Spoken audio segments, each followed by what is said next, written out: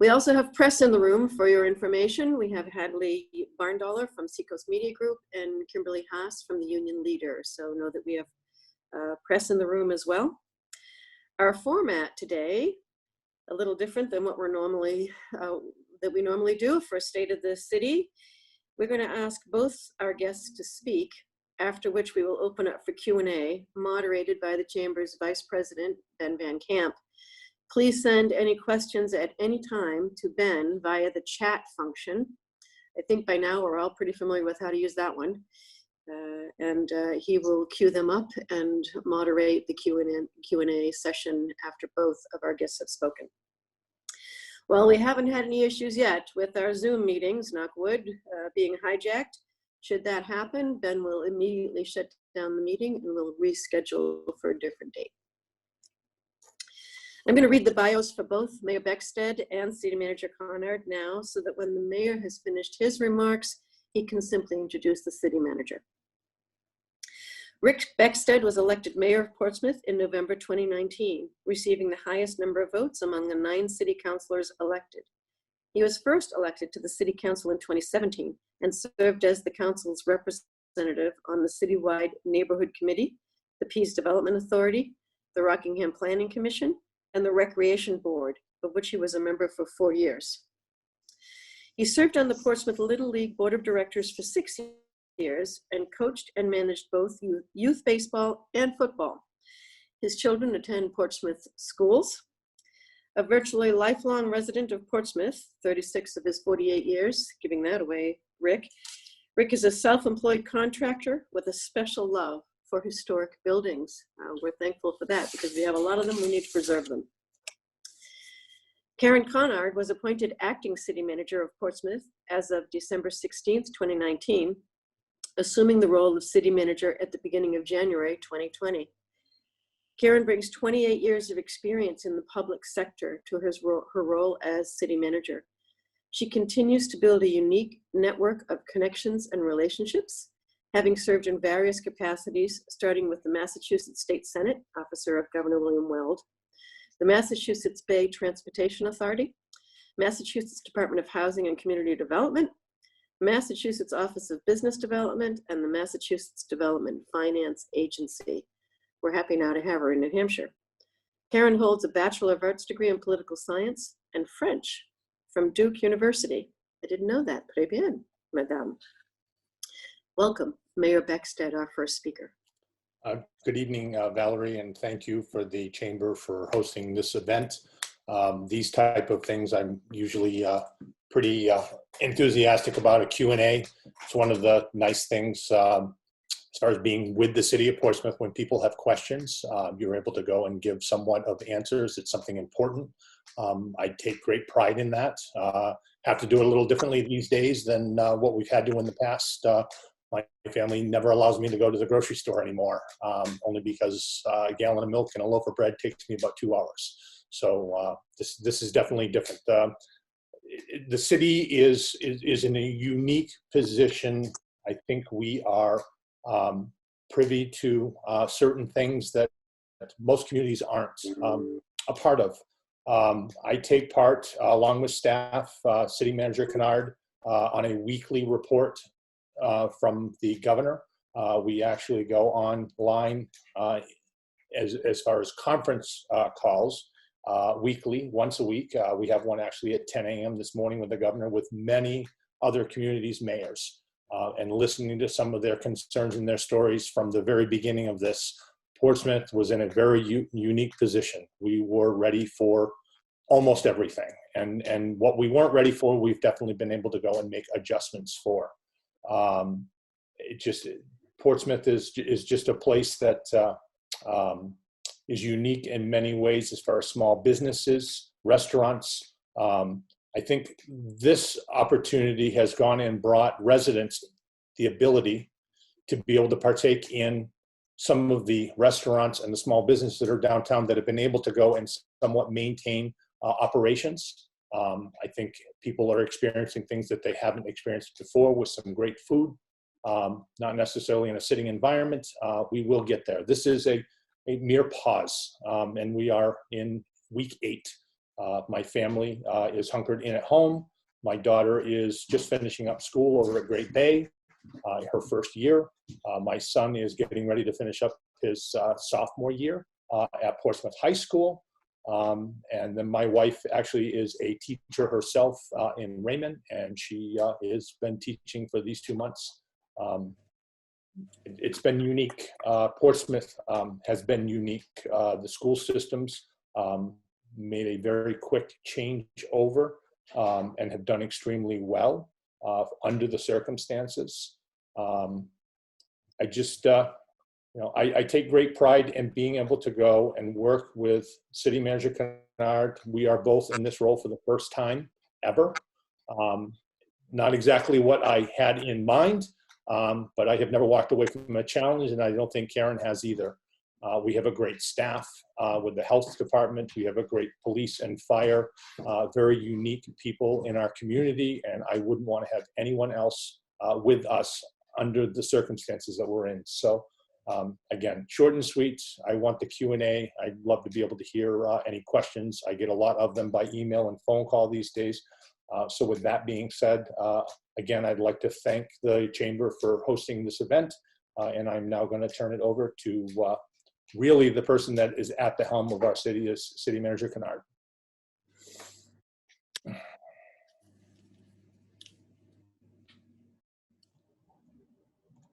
Who remembers how to unmute herself from time to time. Sorry, everybody. Good morning.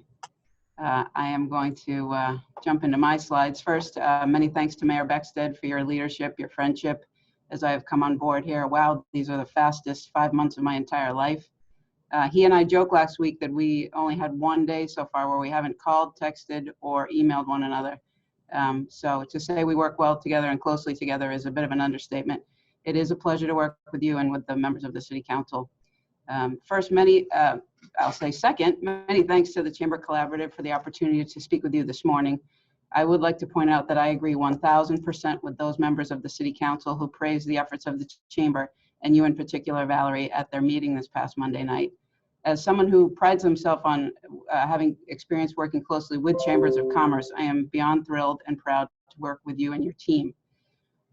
This morning, I'm pleased as City Manager to deliver the State of the City address for the Chamber and its members, and its many members, many of you who I know and I've met, and many who I look forward to meeting.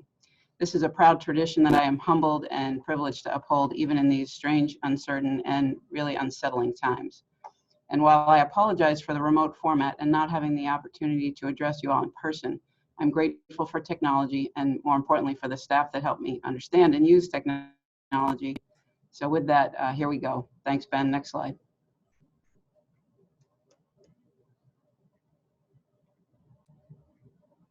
You know what, Ben? Oh, good. Thanks. The takeaway here is that, we are dealing with something we've never seen before, something for which we don't have a playbook. The city team working with the public and various sectors of the business community is deeply and actively engaged in drafting a series of reopening plans based on the latest guidance from the governor's office. You should know that the city's health officer, Kim McNamara, the police chief, Bob Murner, the fire chief, Todd Germain, and I participate with the mayor, as you mentioned, in those weekly calls with Governor Sununu and the other New Hampshire mayors. And the city has held daily and now twice a week calls to address issues as they arise and plan for different phases of this pandemic. And I think that's where the uniqueness comes in. You're dealing with things in the moment, and then you're dealing with how to move forward as best you can. So in tackling some of the bullets on the slide, we understand fully how the closure of non-essential businesses has hurt our hospitality sector enormously. There have been obvious health impacts. There's been a real change in how we continue to provide and receive essential services. And as we hope to see the flattening of the curve, we are working on reopening plans for parks and recreation, city facilities, school graduation ceremonies, fall school reopening, providing PPE for city workers and the public, food safety and supply, mental health services, substance use, at-risk children, and of course, businesses. What I can say is through this all, we can anticipate state and federal funding impacts, both positive and negative, and we need to factor all of this into the FY21 budget. Next slide, Ben, if you would. Thanks. So where we are today in our planning efforts, you should know, and I hope many of you do know, that our health department is top-notch. We have 3 of the most talented individuals I've ever met in that capacity in public health working for the city. They're constantly monitoring everything going on in the community, especially what's going on most recently with nursing homes and congregate living centers. We most recently have had positive cases for staff at some of our facilities, which we were concerned about and are monitoring most notably. The health and safety aspects of the community, both public and private, to our understanding, are in good position for PPE and capacity. The hospital is in constant contact with our fire chief. Their census remains right around the 50% mark, which is encouraging. We haven't seen a spike. We have taken care of our nursing homes and funeral homes with regard to PPE when the state hasn't quite done that, and we've stepped up and made sure they are taken care of.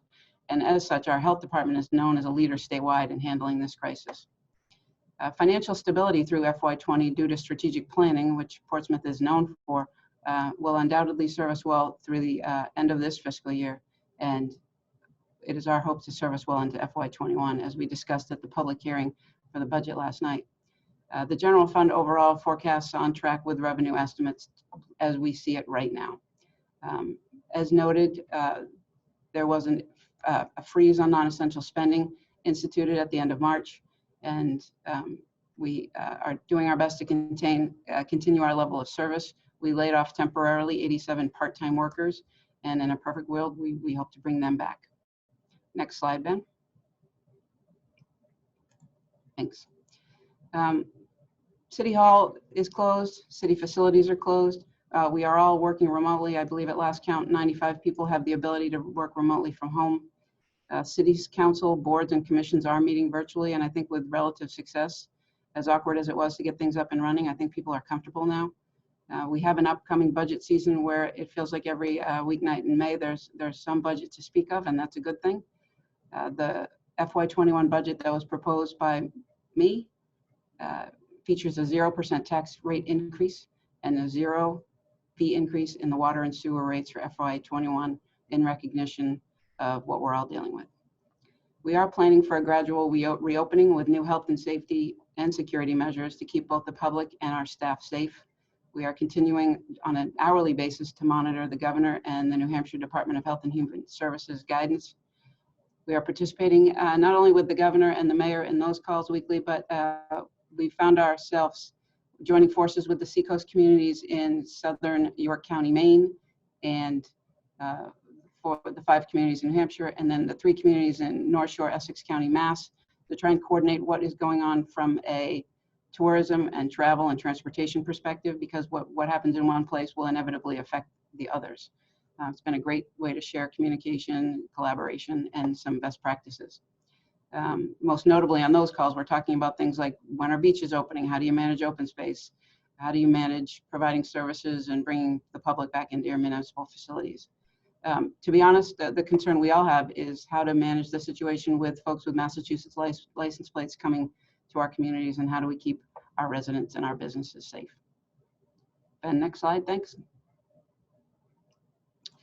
This slide is to show what I'm sure everyone can imagine. As you can see, this is the level of traffic volume measured every day on Market Street at Nobles Island.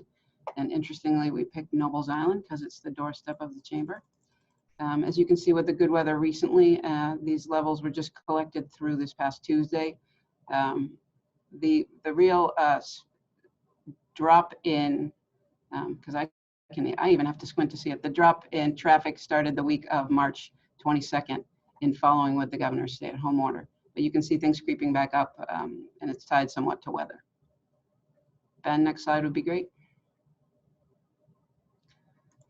Now we get to talk about some sort of fun and uplifting aspects of this. We're assembling a community heroes list, and we've featured some of them here today.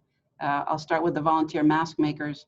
Our own city senior services manager, Bryn Sullivan, has been absolutely fantastic coordinating the collection and distribution of masks that have been handmade by folks at Seacoast Mask Makers and Coastal New Hampshire Mask Makers, so kudos to them. There have been tremendous resident and business donors of PPE to our health, police, and fire departments.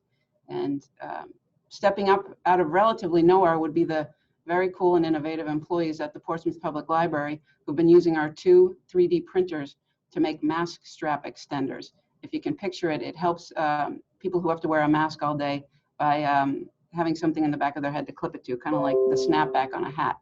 So to date, we've made 350 of those. They're also cranking out more on a constant basis.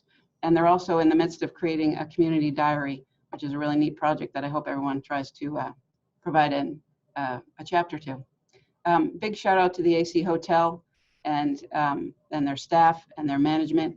They've not only been providing hot meals for the Salvation Army and the Crossroads House, but they've been a wonderful corporate citizen. And I'll give a shout out to the hotel. I stayed there last night because I was here late last night and it was wonderful. So thank you very much. A tremendous shout out to Heather Chickering, who I believe is on the call, and the Port Inn. I have to say that within 8 minutes of Valerie at the Chamber relaying a need we had to her hotel members, Heather stepped up, and the Port Inn is providing 25 units of housing to reduce congestion and reduce crowding at the Crossroads House. So the response time there was absolutely unbelievable. So needless to say, we can't do any of this work without Valerie and her team. We've all found and have heard the public feedback on the Chamber Chat Live to be wildly successful. So I see one of those, I see that as potentially something that should continue because it's gotten such great interest. Next slide, Ben.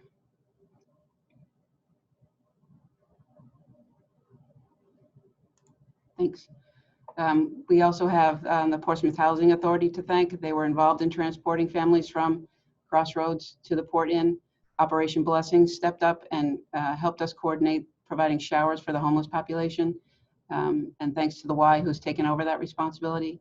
The Fire and Recreation Departments participated in what ended up being a 5-hour Easter Bunny trail and visit. And I think was a nice way to touch and reach out to people right when we were in sort of the midst of feeling awkward about this pandemic.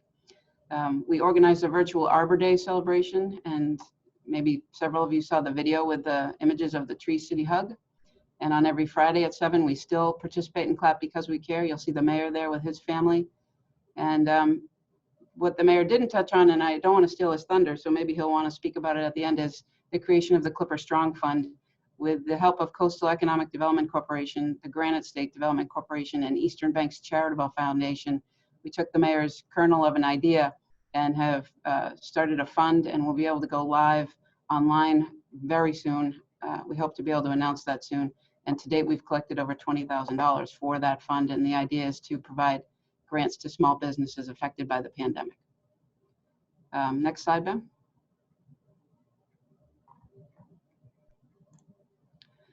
This is a slide that my friend and colleague, the very talented Nancy Carmer, has put together, and it shows how affected the workforce is in an environment like this. And this is a slide many of you have probably seen before. Small businesses, to the federal government's way of definition, is less than 50 employees. That means 14,000 Portsmouth residents involved in small businesses. The February 2020 unemployment number is shockingly low compared to what I'm sure it is now at 2.4%. I'm proud to say that this Paycheck Protection Program number of 11,582 loans has been eclipsed. It's up over 20,500 to date, and totaling $2.5 billion just to New Hampshire companies. And I know that there is still money in the second round. It is expected to close this Friday. So if you're a small business thinking about applying, you still have a window of time to do that. Next slide, Ben. Thanks. Now we see before us the two workhorses of our economy. Pease has an incredibly diverse workforce, which has lent itself to greater stability through such economic upheavals, this being one of them. And as I've come to learn about Pease and the PDA, I know and appreciate that it's an even greater asset to the economy now post-base realignment and closure. You'll see the strong employment and wage numbers there. The Portsmouth Naval Shipyard, which is a leader in attack submarine maintenance, repair, and modernization, continues to function on all cylinders and remains a critical component of the U.S. Navy's operations and to this region's economy. In fact, since 2013, the shipyard's total economic impact has grown by a whopping 41.6% through a combination of military and civilian payroll, purchases, and contracts. Those figures above employment and payroll represent civilians employed at the shipyard. They had a recent award for a pile driving contract, and I mentioned that because over the summer the noise level will be higher than normal. This contract was valued at over $157 million, and it will improve the efficiency of the shipyard to better execute maintenance and modernization operations, and will allow the operation of the shipyard independent of the Piscataqua River tides, which is pretty amazing, and therefore the optimization of their dry docks. Jackie Johnston is the shipyard's community plans and liaison officer. She clamored to get it on my calendar as one of my very first meetings. She's been fantastic, and I see great partnership with the shipyard moving forward. She spent some time walking staff and me through the process for their joint use land study with a host of regional partners, including our city. Next slide, thanks. This is kind of the bragging slide, I like to call it. As you all know, Portsmouth is an extremely vibrant community that sits on the top of many lists. And judging from all the license plates from visitors, there is indeed demand to not only live here and work here, but play here and visit here. And we do hope that bounces back.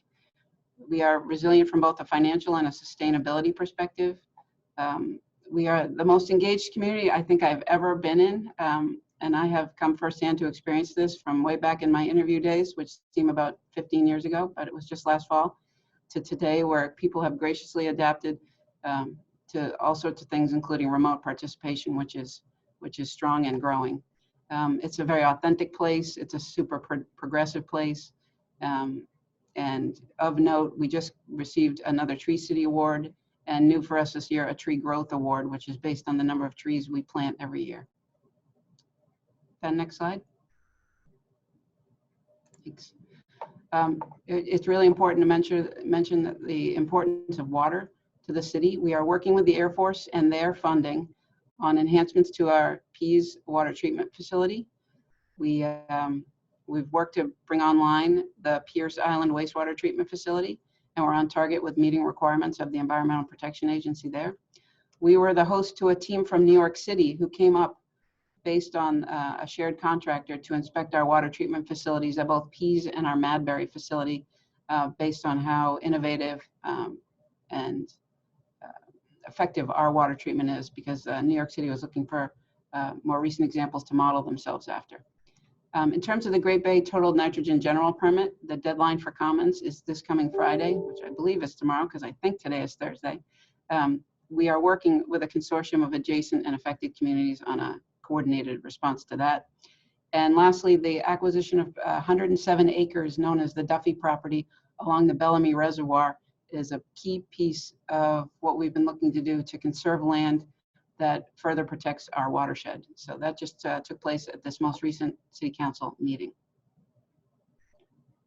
And of note there, when we bought that land up, that land could have been converted into 13 single-family home properties, and now we get to have it contribute to the preservation of our watershed. And next slide. So of note in the parking and transportation realm, in response to feedback from citizens who were needing this service, we've created a first responder and healthcare worker parking pass. It really responds to the needs of those individuals who are working long and crazy shifts and don't always have the ability to move their car. So if this applies to you or someone you know, they can come to our parking office and get a pass, which works at any metered spot or on-street lot spot in the city. We have, we're proud to brag about 550 free parking spaces. And for those of you who aren't familiar, we have a great map on our city website. And next slide.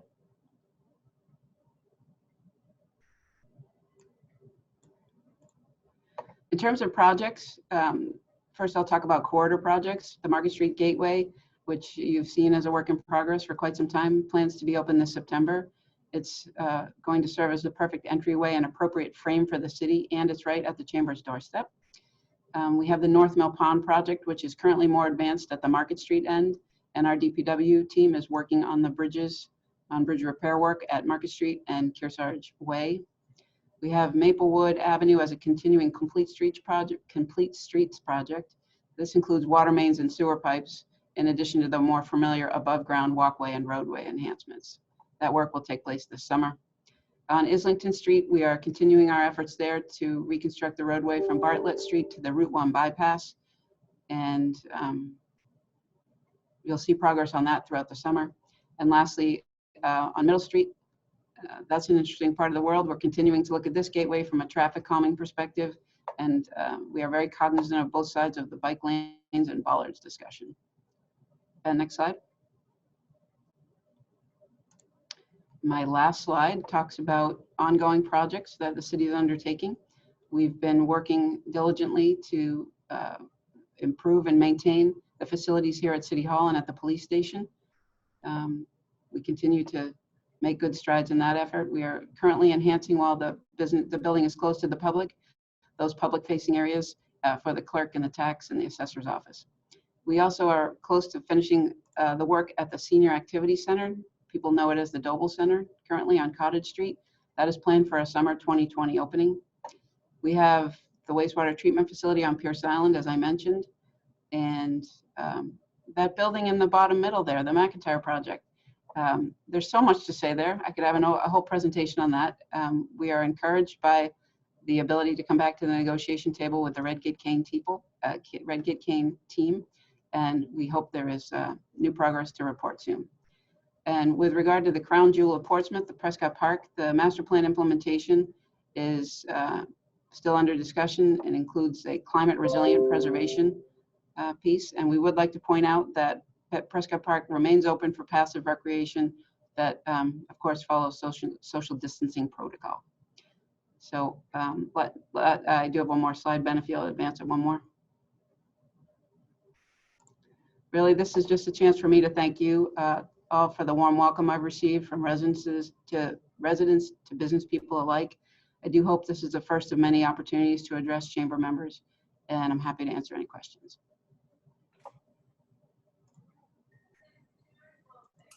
Great. We do have several questions coming in. We'll start with one. You're going to need your crystal ball for this one. People want to know, someone wants to know, it sounds like they have a large fundraising event, 5K walk run in September, and they wanted to know what the likelihood of that being able to happen. And the follow-up question to that was, will the approval process for these races and events change in the future? Great question. September seems at this point to be something that could be possible. Our big concern is that everything that was programmed for this spring gets moved to the fall, and that could make for a very crowded fall. What we've told people is if you've been through the approval process and the city acknowledges the event and you've gotten a letter from me acknowledging we'll work with you, we'll continue to work with you. If you have an event that's been approved in concept, it's something we can handle administratively, so we'll take that on a case-by-case basis through the city manager's office. Great. Another question that just came through the New Hampshire Art Association. They've been reading the governor's guidelines on retail reopening, specifically requiring the use of cloth masks and hand sanitizer available. It sounds like they're having a hard time sourcing that. And is there any assistance the city can provide to buy these things in bulk and help local businesses source these? I believe there's some new resources available for free from the state that you might be able to share about. Right. I may even ask Valerie to chime in, but what we can do is to supplant what the chamber is able to secure for businesses is we will, if people can let the city manager's office know what they need for PPE, we can help in the coordination of that, because Kim and her staff are unbelievable in sourcing out these items. Thank you, Karen. I'll just jump in really quickly. Many of you have seen the link that we shared and that also the city manager's daily advisory shared that allows you to order masks, and they're delivered to the DMV over in Dover for you to pick up. So yesterday I drove over to Dover and very quickly picked up a number of boxes of disposable masks. So please follow that link, get your masks ordered, and that will help. That will go a long way to helping. And you just need to put in how many staff you have and how many expected customers you expect, and then they'll give you that many boxes of masks. So please do that.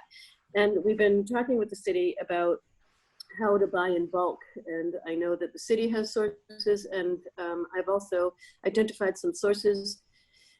Can we get them quickly? Not necessarily all of it, but we have identified some sources that do have product and they will deliver in bulk. And we're working with the city on how we would then disseminate them to some of our small businesses who can't afford to or don't need to buy in bulk. And if you only need a box of gloves, you don't need to buy a case. So we're working on how to provide that to our businesses. Follow up to that, so somebody chimed in that those, just saying that those are paper masks, and that the requirements seem to be for cloth masks. And do you know if paper is an acceptable alternative, and what is a good source for cloth masks? I can say a good source for cloth mask would be Seacoast Mask Makers, but I don't want to flood them with inquiries. So I will offer up Bryn Sullivan at the city. She's been superb at trying to coordinate who's got masks and who needs them. So either shoot me or Bryn Sullivan an email. My email is kconard@cityofportsmouth.com, and Bryn is bsullivan@cityofportsmouth.com. So along the Seacoast Mask Makers line, yesterday I heard from the Portsmouth Soap Company. They've now accepted a delivery of 900 masks that they will disseminate from their business, the cloth masks, on Market Street. So, and it's just for our businesses, just for our small businesses, any small business that needs masks. Just, I don't have Lauren's contact information right here, but perhaps we can put it up on chat before we end here to reach out to them and find. You have to make a reservation to go over and get, and they're free. They're totally free. Thank you, Seacoast Mask Makers. You are amazing. So talk about some of your heroes, Karen. They certainly qualify. So we'll post up some information on how to reach Portsmouth Soap Company to get your masks. Okay, great. Russ Grazer had a question. I'm going to let Russ ask it himself. Good morning, City Manager Kennard. You could probably guess my question already, but I'm wondering if there's going to be specific guidance given by the city to nonprofit organizations that serve community youth regarding reopening and resuming services for youth, particularly summer camps and education programs. With the closure of the schools through the end of the school year and not reopening till fall, there's a lot of concern about when youth services will be able to resume. And CDC has provided some guidelines through phase 1, phase 2, and phase 3 of reopening. And we just, I'm curious as to whether or not the city can provide specific information on when Portsmouth enters phase 1, phase 2, and whether the city will support the resumption of services for community youth.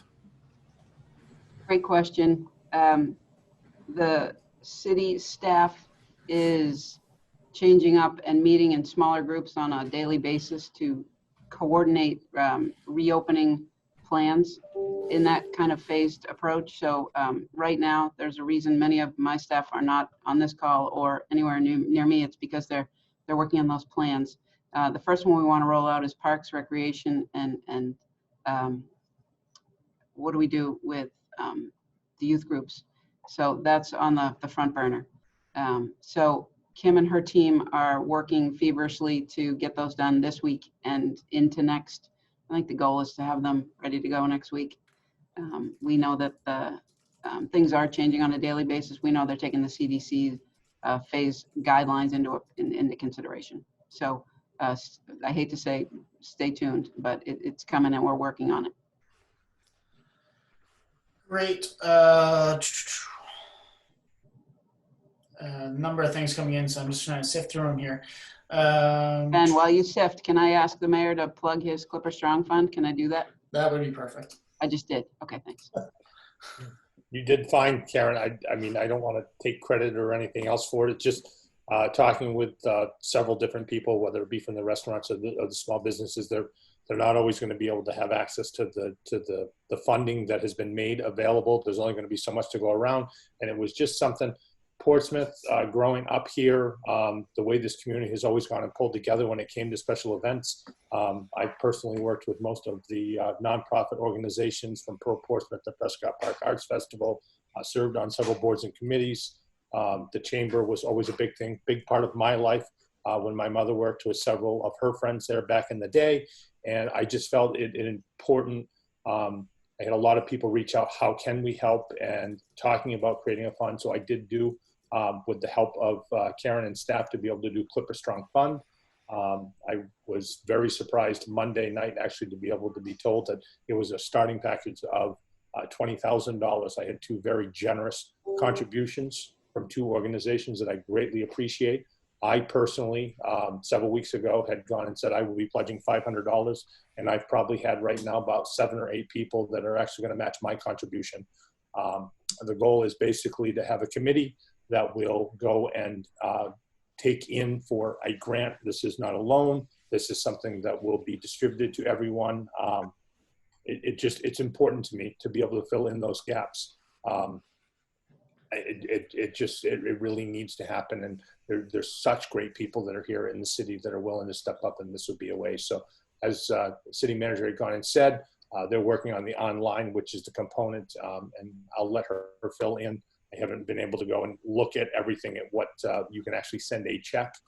The online part of it will definitely be something, but as soon as that kicks off, the paper is going to do a complete run of where everyone can go with that online or in the mail.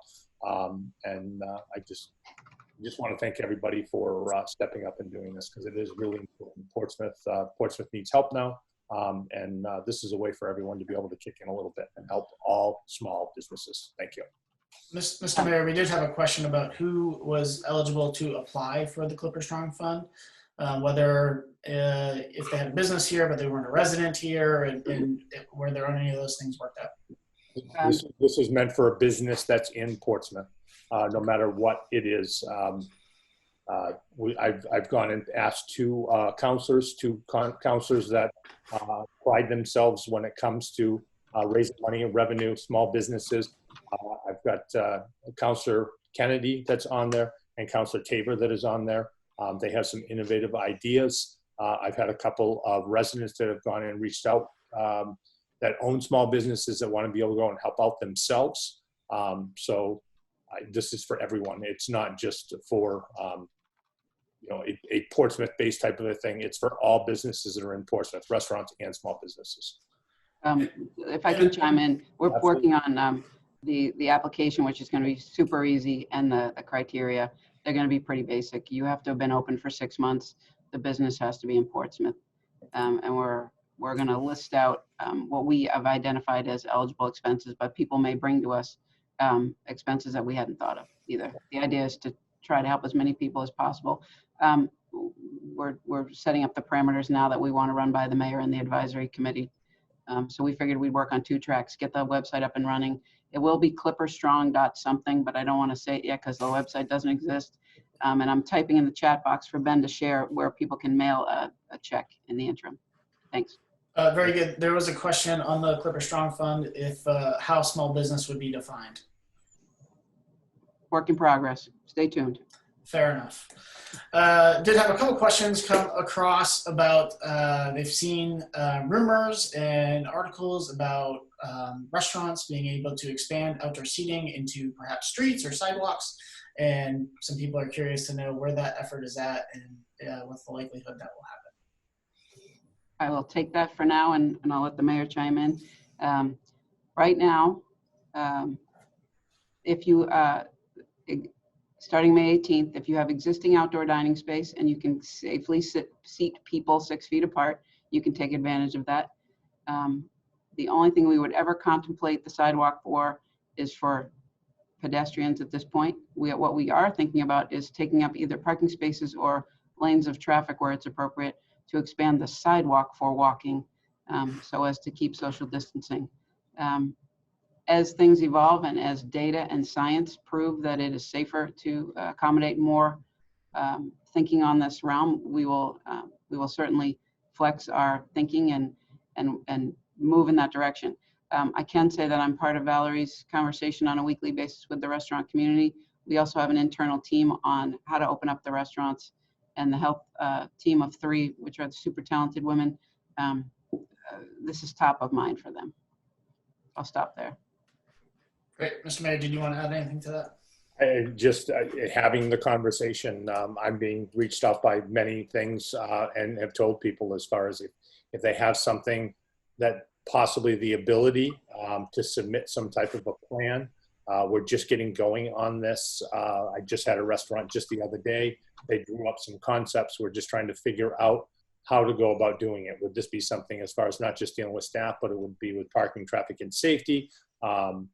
Only because that's where the bulk of our departments are, with the police, the fire, and include the health department to be able to go and at least take a look at some of the conceptual plans that people have presented. So it is a work in progress.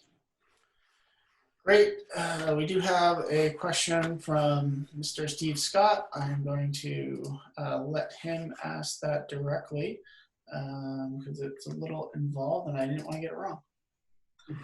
Good morning. Will the city's requirements be any more stringent than the state's guidances on how a commercial business behaves? I saw somewhere in the news that, pay attention to the state guidances, but if your municipality is more stringent, you have to pay attention to that. So I'm curious how that will manifest itself. That's a good question. Again, we're going to take a wait and see approach. We have a conservative, thoughtful, deliberate set of people weighing in on that. We would want to understand what the governor's guidelines are and wouldn't want to be more stringent for the sake of being more stringent.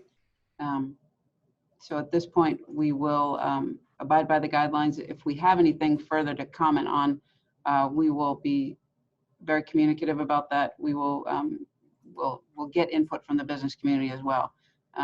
It's my intent not to do things in a vacuum. To get feedback is important as we're considering whether to add on different, more stringent guidelines. Great. Another question came in about the reopening of hotels and what the timeline was for that. Hotels and inns.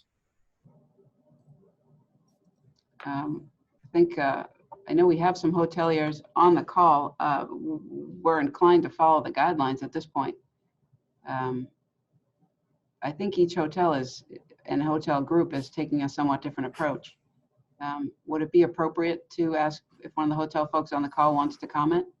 I'll turn that back to the chamber folks. So if I can just start there, and Ben, if anybody in our hotel group raises their hand, please let us know. So the guidelines have not yet been finalized. The business reopening task force is still working on those, and obviously it does have to do with, as Karen calls it, science.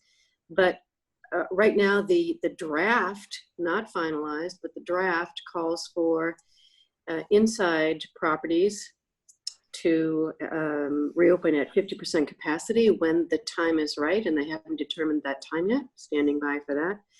So they would open 50% capacity and having things like lobby furniture and taking away pool furniture and that sort of thing. Those with outdoor access, motels or cabins, or as you've seen, campground, might reopen and have the opportunity to open at a higher capacity, even perhaps 100%, as long as there's no public space where people would be in danger of not safe distancing. And those would probably open up initially. Part of the discussion is that it would open up initially to New Hampshire residents only.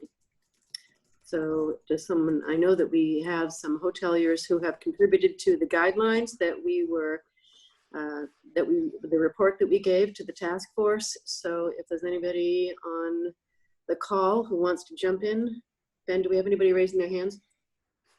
I don't see anyone. Well, let me just share one more thing then, having had these discussions with our hoteliers.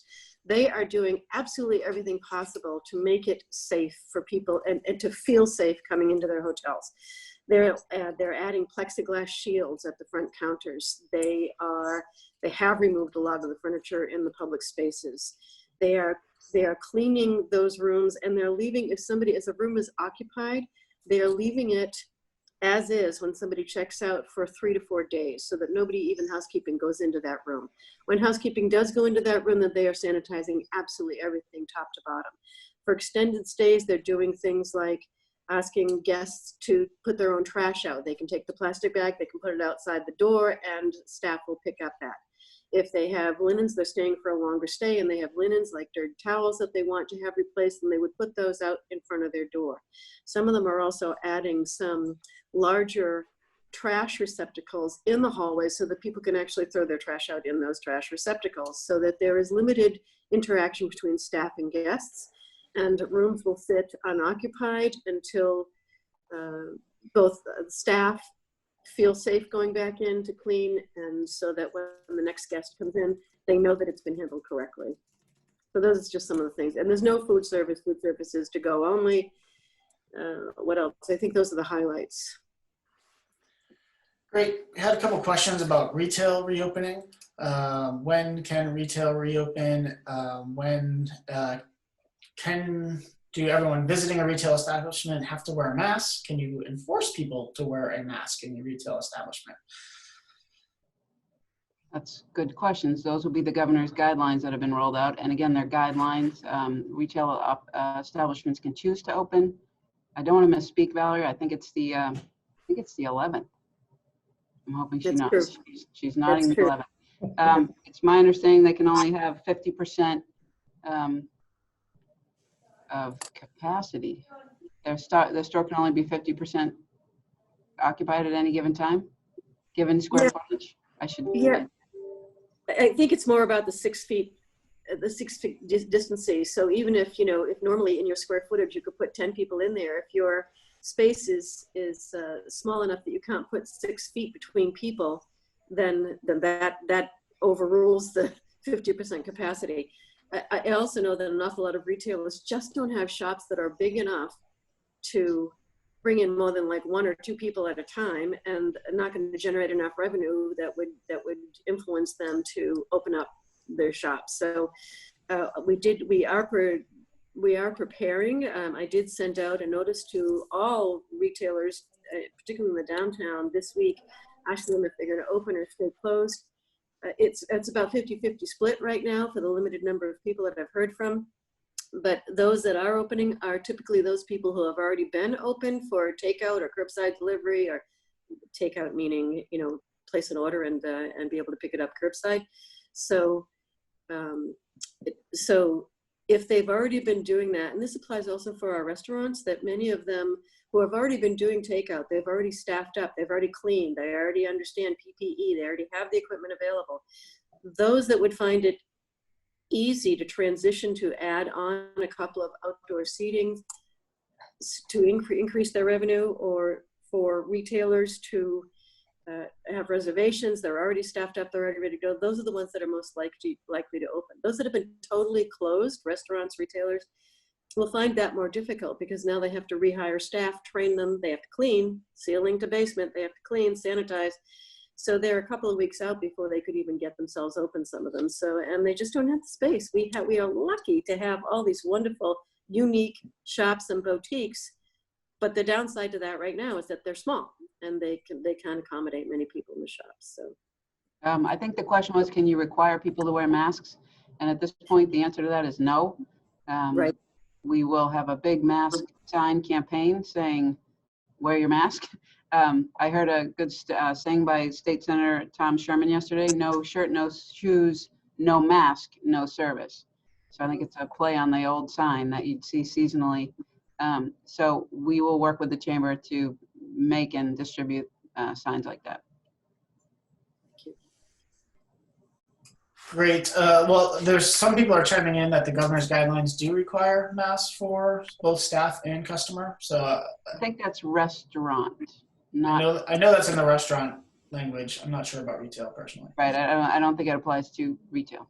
They seem pretty emphatic about it, though. I will share that. So another question that came in about our arts organizations. Arts and culture, history organizations have an impact of over $50 million in the Portsmouth area. Is there an overarching plan, I don't know if that's a play on word on the arch on the music hall, to support our nonprofits working in the area? I know that there's been several ideas shared to me about pop-up events or ways to promote the arts community. And it's an important part of the economy, to be certain. And we want to explore those. So there is a working group on that aspect of things. And I had a thought and it went flying out of my head. We want to support them the way we want to support the businesses. So I think that would be a consideration in the Clipper Strong Fund in terms of eligibility, for sure. Great. And hopefully this is not our last question, because I don't want to end on this note, but there's a question on bathrooms and about the public use of restrooms and what policies and procedures people should be considering as they consider opening up and having a bathroom that's shared for customer use. Well, I'll speak to the municipal facilities. We're working now as part of the reopening plan, which public facilities will be open. We have some individual facilities at Prescott Park and at Fort Tree Island, and we've been working to renovate the bathrooms at Discover Portsmouth, and it's my understanding those will be open. There was a private component I didn't want to speak to. Valerie, did you want to speak to anything non-municipal? We have heard from Discover Portsmouth that they will have their bathrooms open. So yeah, and they're pretty proud of them because they're brand new, right? So they will be open at the point that Discover Portsmouth opens. Until then, I mean, we're closed here at the visitor center, so I honestly don't know of other bathrooms that are available. Okay. Did you want to share more information on the masks, Valerie? Sure, I do have the guidelines in front of me. And so for retail, all staff must wear cloth face coverings. For consumers, customers should wear cloth face coverings at all time when inside the store.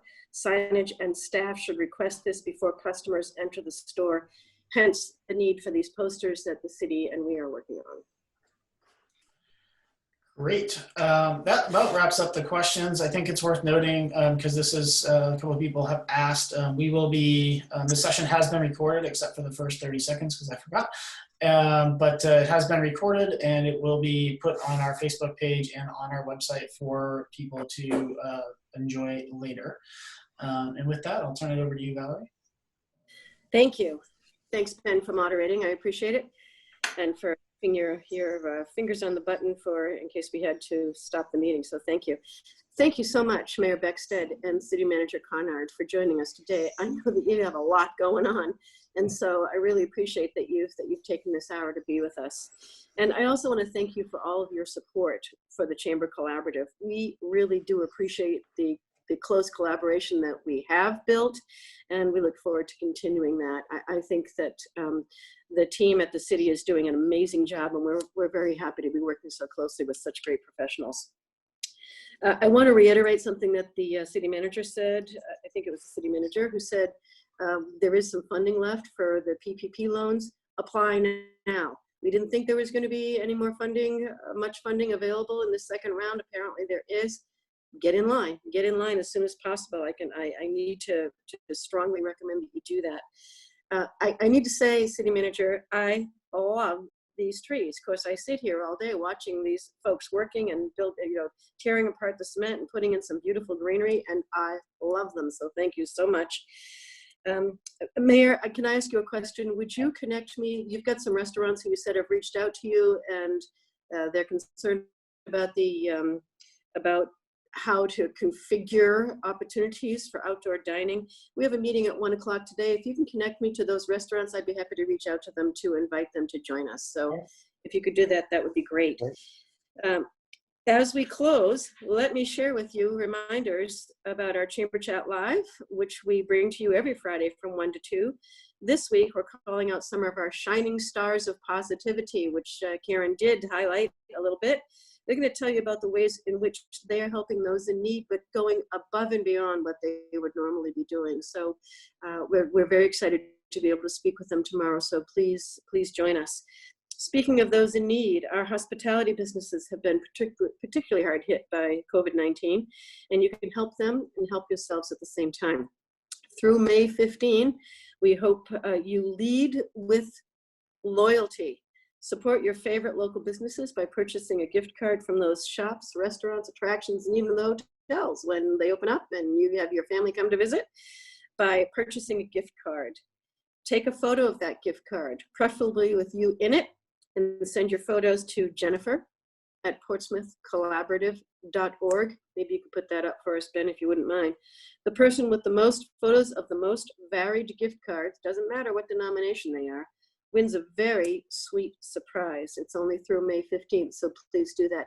There's been some discussion about gift cards and how the downside to them is that there's, you're putting all this money, giving all this money to our businesses now, but as soon as we open up, everybody's going to try to use their gift cards. We have been talking with some of our businesses about accepting some of those business cards at some times, but not all on the first day. So please be aware that our businesses still need to make some cash money when they reopen as well. So space that out, pace yourself, if you would, please. I want to thank you all for attending, and I ask you to stay safe out there. Thank you. Thank you. Thank you.